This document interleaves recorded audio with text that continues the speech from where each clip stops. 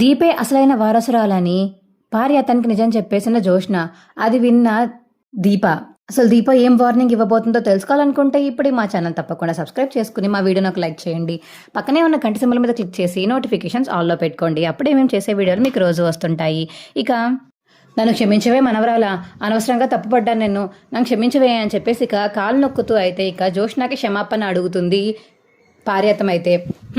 నేను ముందే చెప్పాను, ఇంతకీ ఇంత బాధపడతావు నిజం తెలిసాగా అని. చూసావా ఇప్పుడు ఏమైందో, అయిందా బాగా అని చెప్పేసి ఇక జోష్న అంటుంటే బాగా అయిందే, కానీ ఒక డౌటే నాకు జోష్న, ఇప్పుడు మీ అమ్మకి ఆపరేషన్ అయింది, దానికి బోన్ మ్యారో నువ్వే ఇచ్చావు, బ్లడ్ శాంపుల్ మ్యాచ్ అయింది అన్నారు, కానీ నువ్వు అసలైన కూతురు కానప్పుడు అసలు మీ అమ్మ ఎలా బతికిందే, నువ్వు ఎలా బోన్ మ్యారో ఇచ్చావే చెప్పవే అని ఇక జోష్న అని పార్యతం అడిగేసరికి ఇంకేముంది గ్రాని, ఇక్కడ అమ్మకి తన కూతురు ఎవరో తెలియదు, కానీ తన కూతురికి వాళ్ళ అమ్మ ఎవరో బాగా తెలుసు గ్రాని అని చెప్పేసి ఇక జోష్న అంటుంటే, అంటే ఆ కూతురు ఎవరో నీకు కూడా తెలుసా అని ఇక పార్యతం అడుగుతుంటే తెలుసు, బాగా తెలుసు అని చెప్పేసి ఇక జోష్న అంటుంది.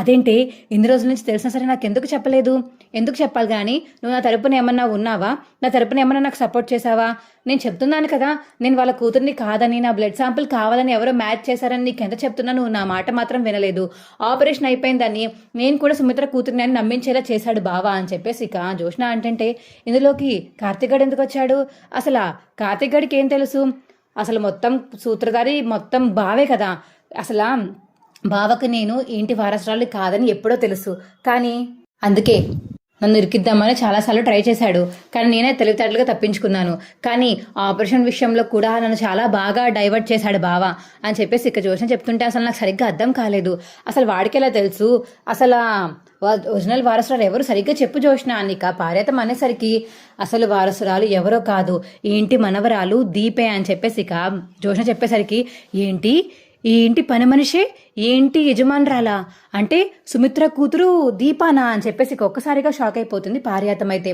అవును గ్రాని, నీకు ఇన్ని రోజుల్లో నేను చెప్పలేదు, కానీ నాకు తెలుసు, నీకు ఈ విషయం ఎలా తెలుసు, నాకు నాన్న చెప్పారు, దాసుకి తెలుసు ఆల్రెడీ అని చెప్పేసి ఇక జోష చెప్పడంతో, అంటే కార్తిక్కి దీపకి కూడా తెలుసా, తెలుసు, తెలిసే నాటకం ఆడారు, ఆ రోజు వాళ్ళ అమ్మని ఎలాగైనా కాపాడుకోవాలని, నేను కూతుర్ని కాదని అమ్మకు తెలిస్తే అమ్మ తట్టుకోలేదని వాళ్ళకి బాగా తెలుసు కాబట్టి వాళ్ళు ఇలా ఆపరేషన్ అది ఇది అని చెప్పేసి హాస్పిటల్లో ఉండేలా ఉన్నారు, కావాలని అదే హాస్పిటల్లో జాయిన్ అయ్యారు, ఎందుకంటే ఆపరేషన్కి ఇంకా ఈజీ అవుతుంది కదా అని.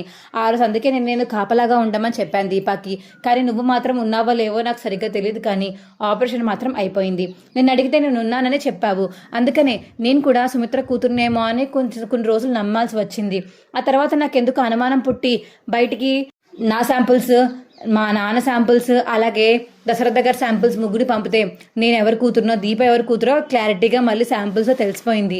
అయితే నేను నమ్మిందంతా అబద్ధమని అప్పుడే అర్థమైపోయింది, కానీ ఆ రోజునే అనుకున్నాను, అయితే బావా దీపక్ కూడా నిజం తెలుసు, అందుకనే అమ్మని కాపాడారు అని అప్పుడే నాకు అర్థమైపోయింది. ఆ రోజు నుంచే నేను ఇక జాగ్రత్తగా ఉండడం మొదలుపెట్టాను. నాకు నిజం తెలుసని వాళ్ళకి తెలియదు, కానీ నేను మాత్రం నిజం తెలుసుకుని సైలెంట్గా ఉన్నాను, వాళ్ళని ఏదో ఒక దెబ్బ తీయాలని చూశాను, అది కానీ జరిగింది అని చెప్పేసి ఇక జోష్న చెప్పడంతో, ఒసై ఇంత జరిగిందా, అంటే దాసుకి దీపాకి కార్తిక్కి నీకు ఇప్పుడు నాకు ఐదుగురికి తెలుసా, మీ నాన్నకి తెలియదు కదా, ఏమీ దీప వాళ్ళు చెప్పలేదు కదా అని పార్యాతం అంటుంటే, ఏమో గ్రాని నేను మాత్రం మరి నాన్నకి తెలియదనే అనుకుంటున్నాను, నాన్నకి తెలుసుంటే ఇన్ని రోజులు ఆగరు కదా, ఎప్పుడో అమ్మకి చెప్పేస్తారు కదా అని జోష్న అంటుంటే, ఏమోనే మీ నాన్న ఎందుకు ఆగకుండా ఉంటాడు, ఖచ్చితంగా తనకి చెప్పేస్తాడులే, ఒకవేళ ఆగడానికి కూడా ఏదైనా కారణమై ఉండొచ్చు కదా, మీ అమ్మకి నువ్వంటే చాలా ఇష్టం, పైగా ఇప్పుడు మీ అమ్మని నువ్వే కాపాడావని నమ్ముతుంది కాబట్టి నీవంటే చాలా ప్రేమ ఎక్కువైపోయింది మీ అమ్మకి నీ మీద అల్లు, కాబట్టి ఇప్పుడు నువ్వు తన కూతురివి కాదని తెలిస్తే తను ఎలా అయినా మానసికంగా హర్ట్ అవుతుందని చెప్పేసి ఇలా చేసి ఉంటాడు దశరథ, ఎవరికి తెలుసు అని పార్యతం అంటుంటే, లేదు గ్రాని నాన్నకు ఒకవేళ నిజం తెలిస్తే ఖచ్చితంగా అందరికీ చెప్పేస్తారు కదా, లేదు నాన్నకి తెలియదని అనుకుంటున్నాను, నన్ను కూడా ప్రేమగా బాగానే చూసుకుంటున్నారు, ఇప్పుడు నేను వాళ్ళ కూతుర్ని కాదని తెలిసినా సరే నన్ను కాపాడడానికి 30 కోట్లు ఎందుకని బ్యాగ్లో పెట్టి పంపిస్తారు చెప్పు కదా, అదే నేను కూతురునని అనుకుంటున్నారని నేను అనుకున్నాను, ఆ ఇన్సిడెంట్ ద్వారా నేను కూతురునని నాన్నకి ఇంకా నేను కూతుర్ని కాదని ఇంకా నాన్నకి ఎవరు చెప్పలేదని అప్పుడే అర్థమైంది నాకు అని ఇక జోష్న చెప్పేసరికి, అమ్మో ఇంత జరిగిందా అని చెప్పేసి ఇక జోష్న మరియు పార్యతం మాట్లాడుకుంటూ ఉంటుంటే బయట నుంచి ఇక దీప అయితే వీళ్ళ మాటలు వినేస్తుంది. అమ్మని పార్యతం గారికి కూడా చెప్పేసింది జోష్న, అంటే ఇంకా పారిజాతం గారిని మేము వాడుకోలేమన్నమాట, అయిపోయింది మొత్తం అయిపోయింది, బావకి విషయం చెప్పాలి అని ఇక మనసులో అనుకుంటుంది దీప అయితే. "హ్మ్, అర్థమైంది కదా గ్రాని, అందుకే చెప్పాను, ఇలా నువ్వు రిగ్రెట్ ఫీల్ అవుతావు, నన్ను వదిలేసి వేరే సైడ్కి పోకు అని నీకు చాలాసార్లు చెప్పాను. నా మాట మాత్రం నువ్వు ఇంత కూడా వినలేదు. ఇప్పుడు చూసావా ఏమైందో, బాగా అయిందా" అని చెప్పేసి ఇక జోష్న చెప్తుంటే, జరగాల్సిందంతా జరిగిపోయాక ఇప్పుడు తెలిసి లాభమేముంది, నేను వాళ్ళకి ఎందుకు సపోర్ట్ చేశాను అనుకున్నావు, మీ నాన్న నన్ను అండంగా ముంచేశాడు, దీపయ్య నా మనవరాలని చెప్పాడు కాబట్టి నేను నమ్మాను, నేను నమ్మి దీపని జాగ్రత్తగా చూసుకున్నాను, తన కడుపులో బిడ్డను జాగ్రత్తగా చూసుకుని నువ్వు అసలైన వారసురాలు అని చెప్పేసి నీ మీద కోపం పెంచుకున్నాను. కానీ నువ్వే నా మనవరాలని తెలిసాక ఇక నీ మీద నేను కోపం ఎందుకు పెంచుకుంటాను, నేను నీకే సపోర్ట్ చేస్తాను అని చెప్పేసి ఇక పార్వతం అంటుంటే, సరే సరే గ్రాని, ఇప్పటికైనా నిజం తెలిసింది కాబట్టి నాకే సపోర్ట్ చెయ్యి, అర్థమవుతుందా. ఆ దీప బావ ఇద్దరు కలిసి ప్లాన్ వేసి ఎలా అయినా సరే నన్ను వారసుల్ని కాదు అని ప్రూవ్ చేయడానికి ట్రై చేస్తూ ఉంటారు. నువ్వు వాళ్ళు ప్రూవ్ చేయకుండా బయటకు అడ్డుపడాలి. కాదు కానీ జోష్న, మరి ఇన్ని రోజులు బయటకు పడకుండా ఎందుకని సైలెంట్గా ఉన్నారు వాళ్ళు అని ఇక పార్వతం అడిగేసరికి, వాళ్ళకి వేరే ఆప్షన్ లేదు గ్రాని, ఎందుకంటే అమ్మకి నేనంటే చాలా ఇష్టం, నా గురించి బయటపడితే అప్పుడు అమ్మ గుండె అలాగా ఆగిపోతుందని వాళ్ళ భయం. అందుకే ఆపరేషన్ ముందు కూడా చెప్పలేదు, ఆపరేషన్ తర్వాత కూడా చెప్పడానికి వాళ్ళకి ఛాన్స్ లేదు. అందుకనే నేను కూడా అదే మంచిగా అవకాశంగా తీసుకుని వాళ్ళ మీద రివర్స్లో అలా బాంబులు పేల్చేదానమాట. ఇది జరిగింది. ఇప్పటికైనా నేను మనవరాలను గుర్తించావు కాబట్టి చాలు, నాకు సాయం చేయి, సార్ నుంచి వాళ్ళ సైడే ఉంటూ నాకు సాయం చేసినట్టు అలా చెయ్యి అని చెప్పేసి ఇక జోష్న అయితే ప్లాన్స్ చెప్తూ ఉంటుంది పార్వతానికి.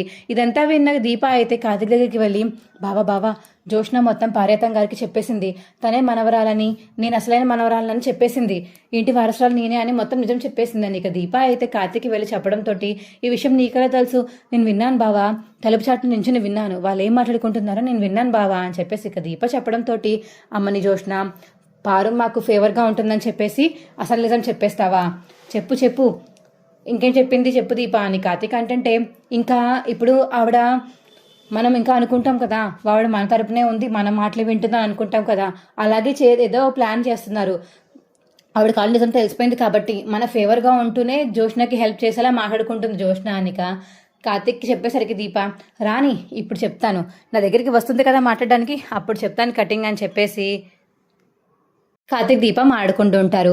అప్పుడే ఇక పార్వతం అయితే కార్తిక్ దీప దగ్గరికి వస్తుంది.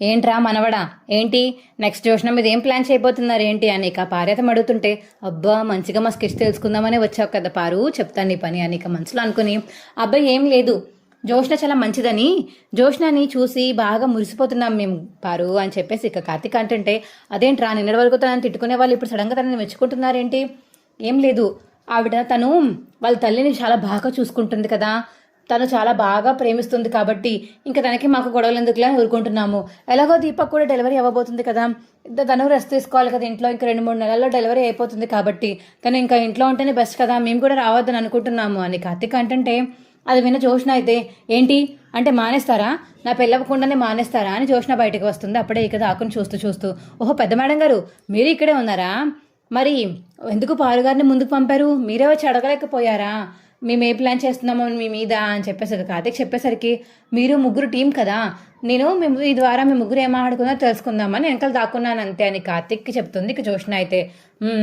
బాగానే కవర్ చేస్తున్నారులే కానీ నాకు తెలుసు, నీకు కూడా నిజం తెలిసిపోయిందని నాకు తెలుసు పారు అని కార్తిక్ అంటే, ఏం తెలిసిపోయిందిరా, నేనే అసలైన వారసురాలని మీకు తెలిసిపోయిందని నేను విన్నానండి అని ఇక దీప చెప్పడంతో, ఏరా ఎందుకురా ఇప్పటిదాకా నాకు నిజం చెప్పలేదు, నేనెక్కడ చెప్పాను, నువ్వే దీపాన్ని మనవరాలనుకున్నావు, నీకెవరు చెప్పారు ఏంటో మాకేం తెలుసు అని కార్తిక్ అంటే, రేయ్ అబద్ధాలు ఆడకండ్రా, మీ అందరూ కలిసే కదా ప్లాన్ చేసి నన్ను ఇలా చేశారు అని కదా పార్వతం అంటే, మేమేమీ ప్లాన్ చేయలేదు, అయినా ప్లాన్ చేయాల్సిన అవసరం మాకేంటి, ఇన్ని రోజుల నుంచి నువ్వేమన్నా మా తోట ఉన్నావా, మా తోట ఉండకపోయినా మేము బాగానే ఉన్నాం కదా, నువ్వే మధ్యలో వచ్చి మనవరాలని వచ్చేసావు, నేనేం చేయను అని కార్తిక్ అంటే, చచ్చా ఆ దాసుగాని తిట్టాలి, అయినా నాకు అనవసరం, కానీ నువ్వే వారసురాలు అని చెప్పేసి ఈ ఇంట్లో అందరికీ చెప్పేస్తారా అని పార్వతం అంటే, చెప్పమండి పార్వతం గారు, మేము చూస్తూ ఉంటాము, మా వాళ్ళకి ఏదన్నా ఆపద కలిగిందంటే మీ వల్ల అప్పుడు బయట పెడతాం మొత్తం నిజాలన్నీ, మీ గురించి మొత్తం సాక్ష్యాలన్నీ ఏరుతున్నాము, అన్నీ దొరికి పక్కన పెట్టుకుంటున్నాము,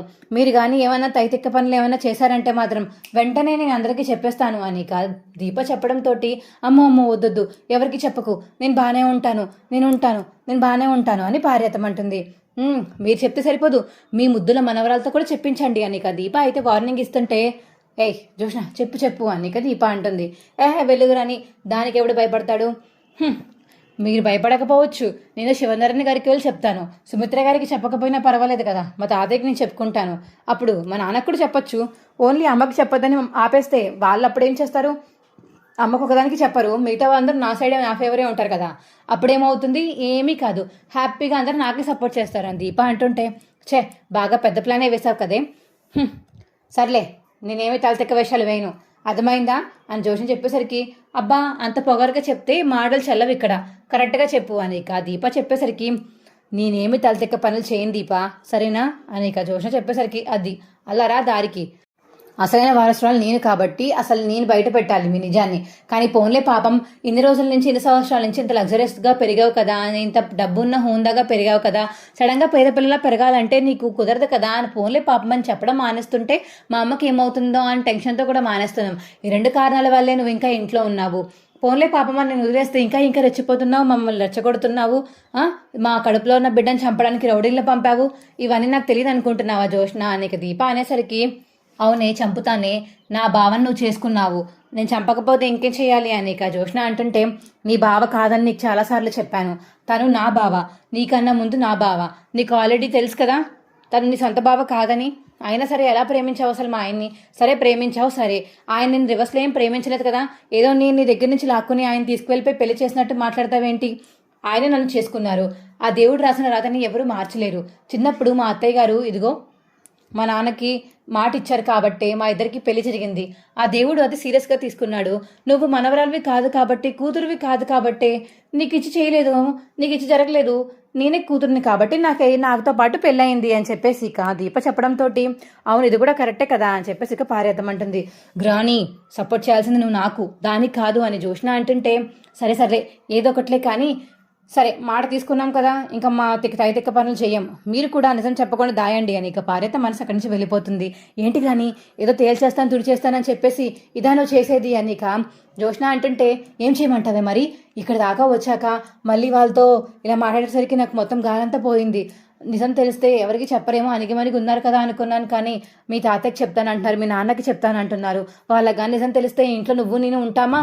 చిన్నప్పుడు మార్చినందుకు నన్ను, నీకు నిజం తెలిసి నువ్వు చెప్పకుండా ఈ ఆస్తి మొత్తం దోచేసి అసలైన వారసులను చంపాలనుకున్న నిన్ను ఇద్దరిని కలిపి బయటికి గెంటేసి మీ అమ్మ దగ్గర ఏదో కవర్ చేస్తారు. అవసరం అంటావా మనకి ఇదంతా? సైలెంట్గా మన పరమాన్ని చూసుకుంటే అయిపోతుంది కదా అని చెప్పేసి ఇక భార్యతం చెప్తుంటే, ప్రతిదానికి భయపడతావేంటి కానీ, ఏం భయపడాల్సిన అవసరం లేదు, నాకు అసలు ఎవరు భయమే లేదు, నేను చూసుకుంటాను, దీప అంత ఖచ్చితంగా చూస్తాను, దీపాన్ని చంపించైనా సరే నేను బావని పెళ్లి చేసుకుంటాను, నేను ఈ ఇంట్లోనే ఉంటాను అని చెప్పేసి ఇక జోష్న అంటుంటే, అది అసంభవం జోష్న, పెళ్లి జరగదని చెప్తున్నాను కదా నేను, నువ్వు ఎన్నిసార్లు ట్రై చేయలేదు పెళ్లి చెడగొడదామని, పెళ్లి జరిగిపోయింది, రిసెప్షన్ జరిగిపోయింది, వాళ్ళకి ఇప్పుడు కడుపులో కూడా బేబీ పెరుగుతుంది, బిడ్డ పుట్టబోతుంది, ఇక వాడి మీద ఆశలు వదిలేసుకోమని నీకు చాలాసార్లు చెప్పాను, అయినా సరే ఎందుకు ఆడ వెనకట్లే పడుతున్నావు, నీకంటూ కావాలంటే బోల్డ్ మహారాజులు వస్తారు, ఎందుకని నీకు వాడే కావాలి అని చెప్పేసి ఇలా వాడే కావాలని పెట్టేసుకున్నావు బ్రెయిన్లో, వాడంతా మనగాడా చెప్పు ఎందుకని అని చెప్పేసి ఇక పారేతం అంటుంటే, నేను చెప్పాను కదా గ్రాని, నా పుట్టుక నేను అడగలేదు, నేను ఎవరింట్లో పుట్టానన్నది, నేను ఎలా పెరిగాననేది నాకు అనవసరం, నాకంటూ ఇష్టపడింది నేను బావని మాత్రమే, కానీ ఆ బావే నాకు దక్కకపోతే ఇంకా ఇవన్నీ ఎందుకు నాకు? మరి ఇంకొకటి ఏంటంటే, ఆస్తి మొత్తం బావ పేరు మీద రాశాడు మా నాన్న, కాబట్టి బావని పెళ్లి చేసుకుంటే ఆస్తి మొత్తం నాకే వచ్చేస్తుంది కదా, బయట వాడిని ఎవరినో పెళ్లి చేసుకోవడం ఎందుకు అని చెప్పేసి ఇక జోష్న అంటుంటే, ఒసేయ్ నువ్వు 15 నెలల్లో పెళ్లి చేసుకుని పిల్లల్ని కంటే మీ నాన్న ఖచ్చితంగా ఆస్తి మొత్తం నీకే రాస్తారని చెప్పాడు, మర్చిపోయావా? ఆ విషయం గుర్తులేదా నీకు? ఊరికే బావా అంటావు. వాడి పేరు మీద రాసింది ఎందుకంటే నువ్వు పెళ్లి చేసుకోవట్లేదు కాబట్టి వాడి పేరు మీద రాశారు, నువ్వు పెళ్లి చేసుకుంటే అదంతా నీకే వస్తుంది కదా, ఎందుకని చెప్పేసి ఇప్పుడు ఇలా చేస్తున్నావు? బేగా పెళ్లి చేసుకుని ఆస్తి మొత్తం నీ పేరు మీద రాయించుకోవచ్చు కదా జోష్న, వాడే కావాలని ఎందుకు అలా వేలాడుతున్నావు అని చెప్పేసి ఇక పార్యతం అంటుంటే, గ్రాని నీకు తెలుసు కూడా అడగకు, నాకు బావంటే ఇష్టం అంతే అని జోష్న అంటుంది.